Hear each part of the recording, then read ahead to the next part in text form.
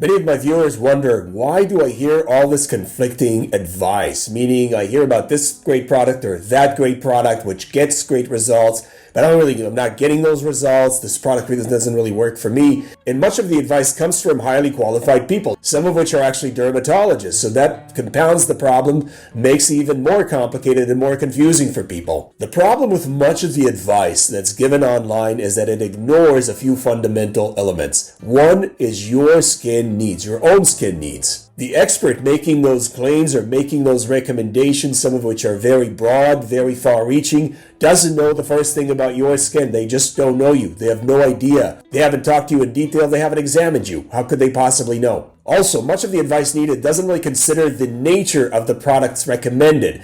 Specifically, if you look at products that are so-called cleansers in the cleanser category, or more broadly the abrasive category, products that actually undermine and dilute the skin barrier. By washing off content off the surface of the skin, you are, by default, hurting the skin barrier. There's no getting around it, and that puts the term moisturizing cleanser into perspective, doesn't it? There's really no such thing as a moisturizing cleanser because you're actually diluting the surface elements of the skin. Much of the advice you see online is heavily influenced by the skincare industry, specifically by skincare companies. Now, those skincare companies have one major thing in mind, and that is making money. How do you make money off of skin? Well, you create a set of impressions of problems, or you create awareness of existing problems, and you give people a sense of hope. But the trick is not to really solve the problem wholesale and get rid of the problem, but kind of keep things going.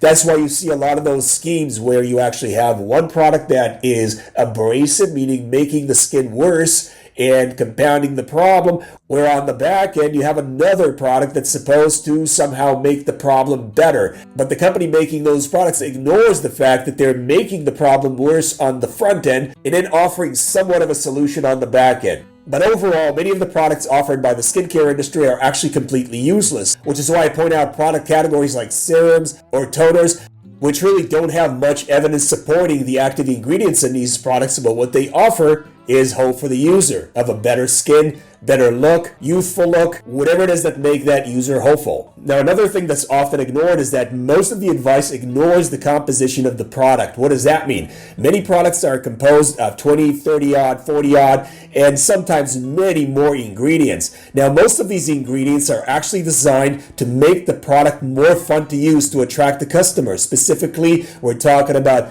fragrance, we're talking about color additives, we're talking about emulsifiers, we're talking about texturizers, and then there are the preservatives which will make the product last longer on the shelf. But none of these ingredient categories offer any value as far as the promised benefit of the product. They are largely completely useless to the customer, but they do offer a selling point for the customer to buy the product and to use it, which makes it a very interesting proposition on the side of skincare manufacturers. So what do?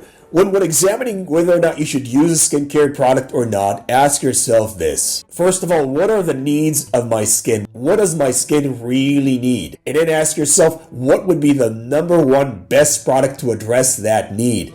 Pick out that one product and use it consistently. You don't want to be rotating products. I've talked about that on one of my previous videos. And you really want to use the best product for each purpose, for each aim that you have for your skin. Whether it's a made-up aim or not, you still want to be using the very best product, and you want to stick with it because that's what's going to get you the best results. So the bottom line, be aware that there are a lot of products out there that are completely unnecessary and are problematic on many levels. What do? Learn to find out the needs of your own skin, how to care for them in the most cost-effective way possible, and only then take action that serves you and the needs of your skin. For more information about that subject, pick up my book, Sick Skin, Skincare Made Simple on Amazon.com, which is now available in audio at the link below. If you've enjoyed this video, don't forget to share and like this video. Also, don't forget to subscribe to my channel. More great content coming your way right from this channel. Thanks for watching. God bless.